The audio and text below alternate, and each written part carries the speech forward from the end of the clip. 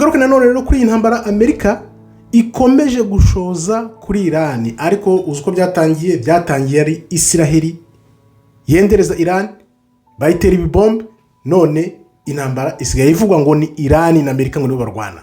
Hano hantu sinzi kubyumva.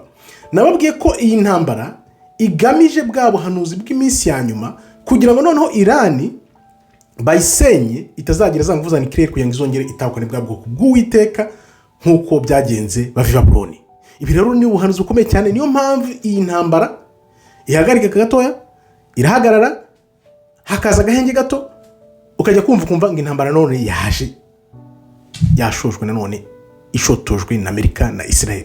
Bimwe nakubwiye ko Israel yeyegeza ikatsa umuriro, yamara kwatsa ikitaza, twumva ngo na Amerika iri mu ntambara na Israel. Amerika uzi ko bitangira yari ku ruhande ari Iran na Israel gusa. Byagenze gute? Ibi bintu bigamije iki? Reka turebe ibintu biri kuba muri intambara y'uyu munsi.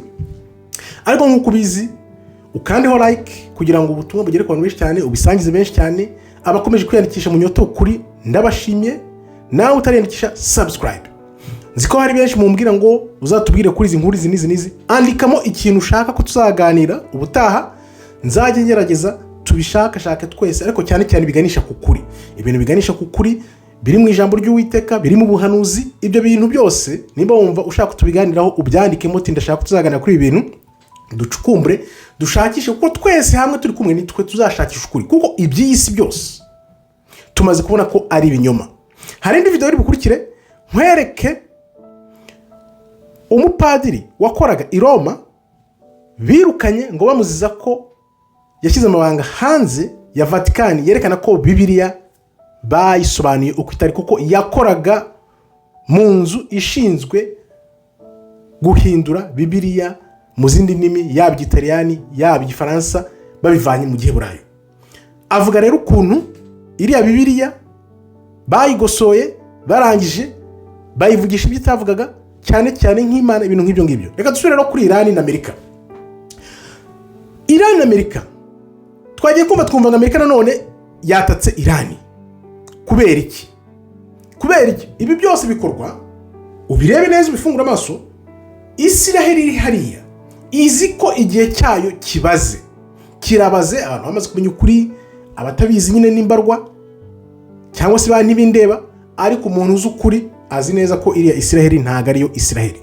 Israel nyayo ni abirabura Yuda bari muri Amerika. Uko byagenze nabikubwiye, urebe video zibisobanura. Hakaba n'ubwoko 10 bwaburiye muri Afrika, ari naho ndi bukora indi video nanone izaza ku cyumweru ivuga ku bwoko bw'abaremba buba hariya mu majyepfo ya Afrika, bagifite ya mico y'Abaheburayo, bagifite ya mico y'ubwoko bw'Uwiteka. Iyi ntambara rero Amerika na Israel bararabye, baravuga bati bano bantu ko twabateye n'amabombe ariko bikanga, bagakomeza bakanga, bakaba bahari. Baravuga rero gusenya aho bakeka hari nuclear zikorerwa muri Iran ntibihagije. Bakoze ikirero, bagiye mu gusenya ibikorwa remezo, gusenya ibiraro, gusenya imihanda, gusenya n'ahantu za train zinyura, cyane cyane ibintu byose Iran ikontrola muri kiriya kigobe byose. Ibyo bivuze ikirero. Urumva umuntu agusenyera imihanda, akagusenyera ibikorwa remezo, za gari ya moshi byose akabisenya, akabishyira hasi, abashaka ko utabyuka. Kuki badashaka ko Iran ibaho nk'igihugu gisanzwe? Ibyo bintu urumva ko atari ibintu bisanzwe, kubera ko yaba Iran nta hantu ihuriye na buriya buhanuzi, bari kwireka cyangwa se bikamera nka za Libya cyangwa se bikamera nka za Syria. Ariko Iran ifite ibanga rikomeye ry'ubuhanuzi bw'ibihe bya nyuma. Niyo mpamvu Israel byitambikamo ikashotoza Amerika kugira ngo basenye Iran, ariko ntago bizashoboka kuko Uwiteka niwe wabihanuye. Ikindi rero bakoze n'iki rero, Iran nayo yavuze iti reka nkwereke abo bantu, reka dufate igihe dutegereze turebe ibyo barimo, ko guhubuka tubasubiza nta mumaro. Ariko gato reka tubahe gasopo gatoya. Nibwo Iran yahise irasa Bahrain, Kuwait, Jordan, hariya muri kiriya kigobe iraharasa, hari ibirindiro bya Amerika, kugira ngo nabo barebe ko ntago twegeze tuyamanika, ntitwayamanitse. nicyo bisobanuye. Ariko ngo muri ibyo ngibyo Iran iri kubitanga nk'ikimenyetso cy'uko batayamanitse, noneho bikusanye ngo baze bakosora Amerika kuko by'umwihariko na Israel. Ikindi rero Iran iravuga iti abantu ikintu barashaka uriya muhora wa Hormuz. Ni ukuvuga ngo Iran nikomeza gukomera kuri uriya muhora wa Hormuz ikawutsindira, igashyiraho ibyo bisasu byose, igashyiraho za mine, igashyiraho ibyo byose, igakomera hariya, mu gihe kirekire abanyaburayi, abanyamerika bose bagiye gutangira gutaka kubera peteroli. Bazabura peteroli rero. Nibamara kubura peteroli, noneho nibwo ibyo bihugu bizasenyuka bigakatikamo hagati, kubera ko za Amerika, za Canada, Uburayi niba byumva bumva ko nyine Amerika ijya gutera ibyo bihugu hirya, ikagenda igakora ibyo ishatse. Ariko peteroli nimara kubura, abaturage bakumva ingaruka z'iyi ntambara, nibwo uzabona no ukuntu bizagenda. Ni ukuvuga ngo ibi bihugu bizacikiramo hagati kubera ibibazo bikomeye abaturage bazaba bari guhura nabyo.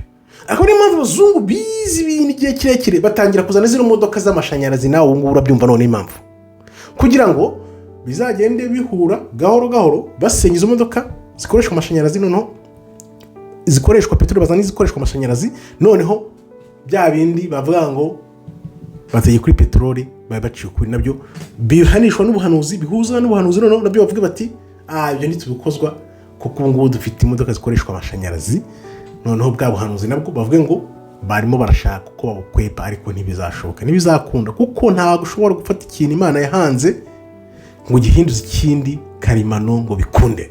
Hano rero urabizi ko Iran ica umuvuno bitewe nuko Amerika na Israel batatse, noneho babona bikomeye bakavuga ngo bagiye mu biganiro, ngaho bakazamo za Pakistan, za Oman, za Qatar, za Turkiya, ibyo bihugu byose bazanamo bindi kugira ngo bihuze ngo Iran na Amerika na Israel. Ariko Iran nakubwiye ko bazi ubwenge, abantu bava muri Iran bazi ubwenge cyane, barabareka bakazana ibyo biganiro byabo kugira ngo bitazavugwa ko ibibazo nibo byaturutseho. Urabyumva ko Iran ari incabwenge cyane. Iran bazi ubwenge cyane, baravuga bati bano bantu imitego yose badutega turayisimbuka. Kandi wibuke ko Iran niyo yahimbye wa mukino bita chess board. Ni Iran yawuhimbye. Mbwira ukuntu wafata umuntu wahimbye uriya mukino wa ukavuga ngo urashaka kumubeshya, ngo urashaka kumutega umutego, ngo hano ngo tugiye mu mishyikirano, ngo tugiye no, byose barabizi, bazi ko imishyikirano nyine ari ukugira ngo bisuganye babatere, nabo bakavuga bati reka tuyijyemo abantu batazavuga ko ari twe byaturutseho. Niyo mpamvu Iran ibikora. Ariko rero Iran iravuga iti kwihimura nyako tugiye gukora muzaba mukubona, kuko ntabwo ushobora kubaho umuntu akurasaho amanywa nijoro ahashakiye agasenya ibyo ashatse byose, byanze bikunze uri igihugu kimeze nka Iran. Nabo bari kuvuga bati reka tubategereze turebe, tubanze turebe ibyo bashaka gusenya, ibyo bashaka kugeraho, noneho natwe dufate igihe ubundi tuze tubasubize koko twivuye inyuma. Abantu rero bakaba bakomeje kugaya Amerika na Israel ku buryo bukomeye cyane. N'ubugese byo bari gukora, wenda kubera ko benshi batabyumva ko ari ubuhanuzi nyine buzahuzwa n'iminsi ya nyuma, ntabwo bahita bamenya ibiri kuba, babona ko wenda ari ubushotoranyi bwa Amerika na Israel kuri Iran.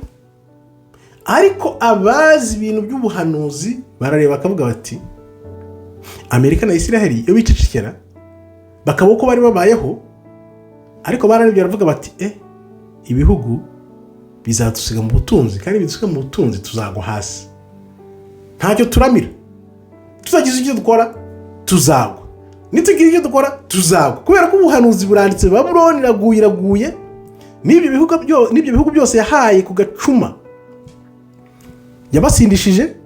Ibyo bihugu byose harimo Uburayi, harimo abambari b'ibyo bihugu bya Amerika na Israel babashyigikiye, bose nibo bagiye kubona akabarore uko Imana noneho izabanywesha kuri cya kirahure cyuzuye cy'umujinya w'Uwiteka. Ubundi noneho basogongere bumve, kuko ibyo bamaze iminsi bakorera isi byose Imana nayo iri kuvuga iti amarira y'abantu banjye yageze ku marembo y'ijuru.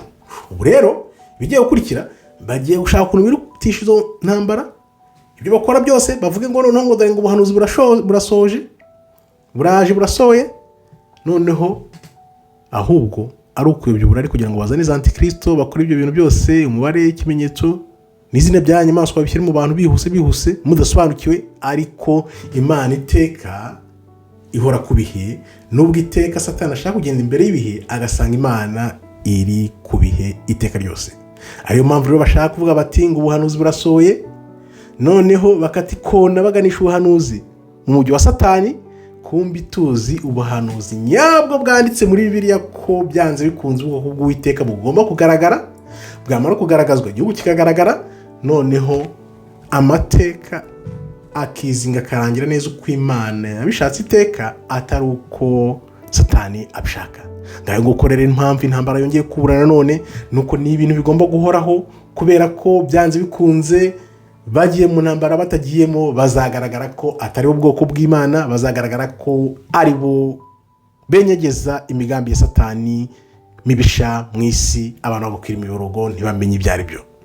Kaba mbashimiye rero mukandeho like none kugira ngo mbere yo gusohoka mwandike ibyo mushaka tuzaganira, mutange ibitekerezo byanyu kugira ngo noneho tuze dushaka no kuri, kuko ukuri kubohora imbohe. Akomeje kwiyandikisha muri benshi rero namwe ndabashimiye cyane. Nawe utarandikisha subscribe, ahasigaye noneho kwa kuri kukubature nawe wongere umenye ibijya mbere byerekeranye n'ubuhanuzi bw'iminsi ya nyuma. Ndabashimiye rero, Imana ikomeze barinde. Shalom, shalom, toda raba, tov meyo.